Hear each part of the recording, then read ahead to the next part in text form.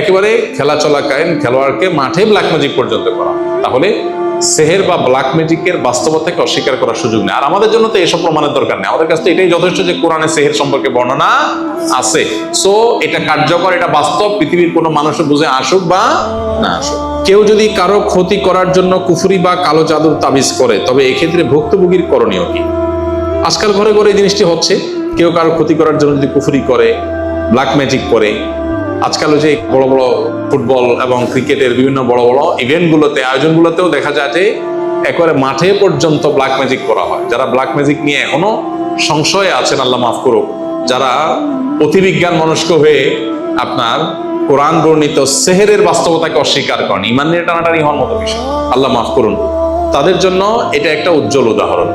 হ্যাঁ, পৃথিবীতে এখন এটা ওপেন সিক্রেট, বিভিন্ন মেইন স্ট্রিম গণমাধ্যম, ইন্টারন্যাশনাল মিডিয়াগুলোতেও এটা নিয়ে প্রচুর নিউজ হয় অহরহ।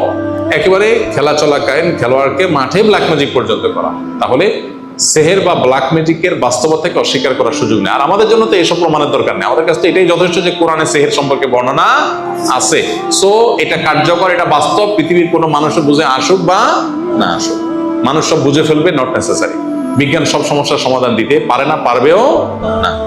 এই জন্য কেউ যদি কাউকে ব্ল্যাক ম্যাজিক করেছে, কুফরি কালাম করেছে, তাবিজ কবজ করে ক্ষতি করেছে এরকম মনে হয়, তাহলে যিনি এরকম ভুক্তভোগী, তার করণীয় হবে প্রথম আল্লাহর দিকে রুজু হওয়া, আল্লাহর সাহায্য চাওয়া, আল্লাহর কাছে পানা চাওয়া, আশ্রয় চাওয়া। সেটা কিভাবে করবেন তিনি? প্রথমত এটার জন্য তিনি নিজস্ব আমলগুলো আগে থেকেই করবেন, যাতে করে এরকম কেউ ক্ষতি করতে না পারে। কেউ যদি নিয়মিত সকাল সন্ধ্যার দোয়াগুলো পড়ে, যেগুলোতে রক্ষা কবচ আমল আছে, কেউ যদি নিয়মিত নবী সাল্লাল্লাহু আলাইহি সাল্লামের বাতানো শেখানো সুন্নাহগুলোকে মেইনটেইন করে দোয়াগুলোকে পড়ে, ইনশাআল্লাহ কোনো ব্ল্যাক ম্যাজিক তাকে ক্ষতি করতে পারবে না।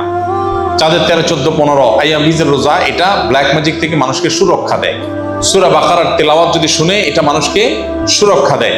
এরকম বহুবিধ উপায় আছে। আমরা আমাদের আসুন্নাহ ফাউন্ডেশন থেকে একটা ছোট লিফলেট প্রকাশ করেছি এই রুকিয়া প্রসঙ্গে। কেউ যদি নিজেকে সুরক্ষিত রাখতে চায় এই সমস্ত ব্ল্যাক ম্যাজিক, বদনজর ইত্যাদি থেকে, তার জন্য কিছু গাইডলাইন দেওয়া আছে। এটা যে কেউ আমাদের ওয়েবসাইটগুলো থেকে ফ্রি ডাউনলোড করে নিতে পারেন, আর ফাউন্ডেশন থেকে সরাসরি কেউ জোগাড় করতে পারেন। স্কিলের ভাইদের জন্য আমাদের দাওয়ার টিমের ভাইরা এই কাগজটা ফাউন্ডেশন থেকে জোগাড় করে সবাইকে দেওয়ার ব্যবস্থা করবেন ইনশাআল্লাহ। তো এখানে কিছু গাইডলাইন দেওয়া আছে, এটা ফলো করতে পারেন। আর যদি আপনি ইফেক্টেড হয়েই যান, কেউ আপনাকে ক্ষতি করে ফেলেছে, তাইলে আপনি রুকিয়া করবেন। রুকিয়া মানে ঝাড়ফুঁক। কোরআনে কারিমের সিলেক্টিভ আয়াত পড়ে ফু দিবেন নিজের শরীরে, পানিতে, খাদ্যে, পানীয়তে, এবং নিয়ত করে ওই আয়াতগুলো পড়বেন, আল্লাহর কাছে দোয়া করবেন, আল্লাহ তাআলা হেফাজত করবেন। কোরআনের কেউ যদি জীবন্ত মুজিজা এবং অলৌকিকত্ব দেখতে চায়, রুকিয়ার চাইতে বড় অলৌকিকত্ব আর দুনিয়াতে আরেকটা খুঁজে পাওয়া কঠিন। এক আল্লাহর বান্দা, আমার পরিচিত, নাম বললে আপনারা অনেকেই চিনবেন, অনেক সুপ্রসিদ্ধ একজন লেখক। তার লেখালেখি ধাঁচ ধরন দেখে, দীর্ঘকাল থেকে তার যে অ্যাক্টিভিজম, এটা দেখে স্বভাবতই বোঝা যায় তিনি আসলে বামপন্থা অনুসরণ করেন। বামপন্থা অনুসরণ করার মানে তো আমরা বুঝি নাকি? এই আল্লাহর বান্দা দেশের বাইরে থাকেন। এর আগে আমি হয়তো বলেছি, ওনার মেয়ে অসুস্থ। তিনি বিভিন্নভাবে আমার নাম্বার জোগাড় করার চেষ্টা করেছেন। এটা যখন আমি টের পেয়েছি, আমি নিজে থেকে তার নাম্বার জোগাড় করে তার সাথে আমি যোগাযোগ করেছি। পরে আমি তাকে কিছু পরামর্শ দিয়েছি, এর বাইরে আরো কিছু ভাইরাও তাকে পরামর্শ দিয়েছেন। মেয়ের যে সমস্যা, সেটাতে বোঝা যাচ্ছে এটা আসলে জিন জাদুর সমস্যা, ব্ল্যাক ম্যাজিকের সমস্যা। এটা মেডিকেল রিলেটেড ইস্যু না, নর্মাল আপনার শরীরের অসুবিধা, অসুস্থতা না। এটা স্পিরিচুয়াল প্রবলেম, এটা ফিজিক্যাল প্রবলেম না। এটা মোটামুটি বোঝা যাচ্ছে। কিন্তু যেহেতু ওই যে বিজ্ঞান এটাকে স্বীকার করে না, এই জন্য ডাক্তাররা ওখানে তাদের যা আছে শারীরিক ট্রিটমেন্টের জন্য তারা ওইগুলোই করতেছে। দীর্ঘদিন ধরে করলো, কোনো ভালো হওয়ার নামগন্ধ নাই। একদিন উনি আমাকে ফোন করে বললেন, ভাই, মেয়ে একটা হসপিটালে ভর্তি আছে, সম্ভবত আইসিইউ বা এরকম গুরুত্বপূর্ণ কোনো ওয়ার্ডে বা আপনার গুরুত্বপূর্ণ কোনো ডিপার্টমেন্টে। তো বলো যে সেখানে ভর্তি অবস্থায় হঠাৎ করে মেয়ে নাই, উদাও। একটা হসপিটাল থেকে একটা রোগী, তাও মুমূর্ষ রোগী, নাই। কিভাবে নাই? কোথাও তাকে পাওয়া যাচ্ছে না, সিসি ক্যামেরা দেখেও কোনো হদিস পাওয়া যাচ্ছে না, হঠাৎ করে নেই। পুলিশ, সে উন্নত দেশ, সেসব দেশে মানুষ যদি শুয়ে বের করা সম্ভব হয়, এত উন্নত টেকনোলজি, সব এই ক্যামেরার অধীনে, পুলিশ সাথে সাথে ইনভেস্টিগেশন চালাচ্ছে, পুলিশও কোনো হদিস বাইর করতে পারে না। অনেক খোঁজাখুঁজির পরে পাওয়া গেল বহু দূর, আরেক দূরে, বহু 100 কিলোমিটার দূরে আরেক শহরের একটা হসপিটাল। কিভাবে সে সেখানে গেছে সেও বলতে পারে না, কেউ বলতে পারে না। এর কোনো ব্যাখ্যা তাদের কারোর কাছে নাই, পুলিশের কাছেও নাই, এই ক্যামেরার কাছেও, কিন্তু সে সেখানে আছে।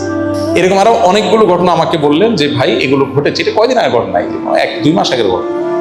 সর্বশেষ তিনি কয়দিন আগে আমি বলেছি আপনি রুকিয়া করে যান, কোরআনের তেলাওয়াত, রাকিদের সাথে যোগাযোগ করায় দেওয়া, আলহামদুলিল্লাহ তিনি করেছেন। মেডিকেল ট্রিটমেন্টও চলেছে আলহামদুলিল্লাহ। তিনি আমাকে যে কয়েকদিন আগে মেসেজ দিলেন, ভাই দেশে আসতেছি, আমার মেয়েটা এখন পুরোপুরি সুস্থ এবং পড়াশোনা করছে আলহামদুলিল্লাহ।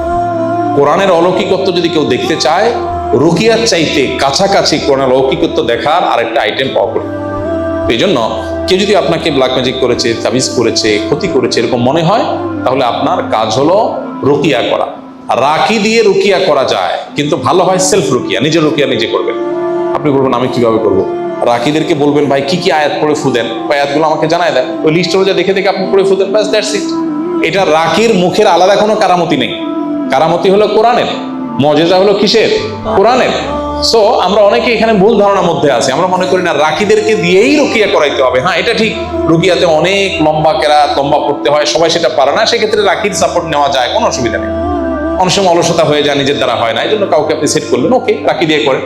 কিন্তু রাকির মধ্যে কে ভেজাল, কে ভেজাল না, কে টাকার জন্য, কে ধান্দার জন্য, কে ফাঁকি দেয়, কে ফাঁকি দেয় না, আপনার সন্দেহ কনফিউশন আছে। আমরাও ব্যক্তিগতভাবে কাউকে সচরাচর অফিসিয়াল আমরা রেকমেন্ড করি না। এক্ষেত্রে সমাধান হলো নিজের রুকিয়া নিজে করা।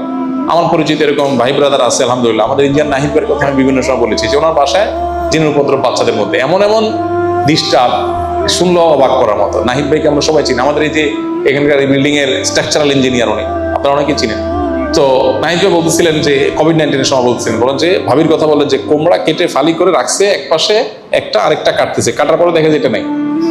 নাহিদ ভাই এখনো বেঁচে আছে, জিজ্ঞাসা করতে পারেন। আমাদের এই বিল্ডিং এর স্ট্রাকচার ইঞ্জিনিয়ার এখানে আসেন প্রায়, উনি বুয়েট পড়ুয়া ইঞ্জিনিয়ার, ওনার ওয়াইফ ভাবিও বুয়েট পড়ুয়া ইঞ্জিনিয়ার। তার ঘরে এই ঘটনা, বলে যে ডিম রাখা আছে ফ্রিজে, হঠাৎ করে দেখি ঘরের মাঝখানে মেজের মধ্যে ঠাপ করে পড়ছে। ওনার বাসা আমি গেছি একবার, বাসার ওই যে বারান্দার ওখানে ফুলের টবে ফুল গাছে ফুল ধরে আছে, বলে যে ফুল ছিঁড়ে নিচে ফেলা দিছি, বাচ্চারা দিছি মায়ের, ফুল ছিঁড়ছস কেন? পরে দেখি পরের দিনে একই অবস্থা, বাচ্চা ওর দ্বারা কাছেও যায় না। আচ্ছা, এরপর আমি ওনাকে একজন রাকির কথা বললাম, ভাই এই রাকি, উনি বলছেন না রাকির থেকে আমি হেল্প নেবো কেন, আমি কোরআন পড়তে জানি, আমি রাকিরে ডাকে আনছে বাসায় এনে বলছেন ভাই কি কি আয়াত পড়বেন আমাকে লিস্ট দিয়ে আপনি চলে যান। এরপর উনি নিজে রুকিয়া করছেন, পরিপূর্ণ সুস্থ আলহামদুলিল্লাহ। ভাইরা আমার, এই জন্য যদি কেউ এরকম আক্রান্ত হন নিজে রুকিয়া করবেন। এখন মুশকিল হলো আমরা আজকাল সবকিছু টাকা দিয়ে করতে চাই, আর রাকিরে 10,000 টাকা দিয়ে দিই, ভাই তুমি রুকিয়া করে চলে যাও, আমার কোরআন পড়ার টাইম নেই। আল্লাহর ঠেকা পড়ে না এই লোকের সেবা দেওয়া, আল্লাহর ঠেকা পড়ে নাই যে আল্লাহর কালাম দিয়ে আপনাকে অলৌকিকত্ব দিয়ে আল্লাহ আপনাকে সেবা করাবেন, আল্লাহ ঠেকা পড়ে নাই। এতটুকু চেষ্টা করতে হবে। এখন আমরা দুনিয়াটা সব ওই ট্যাবলেটের মধ্যে নিয়ে আসছি, দুনিয়া সব কিছু নিয়ে আসছি ট্যাবলেটের মধ্যে, খাওয়াই দাও শেষ। দিন এত সহজ না, একটু স্ট্রাগল করতে হয়। প্রকৃতিগত সিস্টেমটাতে একটু স্ট্রাগল করতে হয়, আর এই আর্টিফিশিয়াল সিস্টেমে স্ট্রাগল করতে হয় না। সবকিছু দেখবেন দেন দেন হয়ে যাচ্ছে, ওই যে দাজ্জালের মতো। দাজ্জালে সবকিছু নগদ, আমার প্রতি ইমান আনো, এই যে নগদ জান্নাত পেয়ে যাবো। আল্লাহ প্রতি ইমান আনলে আল্লাহ কিন্তু নগদ জান্নাত দিবেন। আল্লাহ বলবে তুমি ইমান আনছো যে পরীক্ষা দাও 60 বছর 70 বছর, তারপরে জান্নাত। তাহলে দাজ্জালের সিস্টেম আর আল্লাহ সিস্টেম বেশ কম আছে না নাই? দাজ্জালের প্রতি ইমান আনবেন, সাথে সাথে তার হাতে নগদ জান্নাত, সেগুলো জান্নাতে ঢুকবে, আর জাহান্নাম। ওইটা আসলে কি? জাহান্নাম।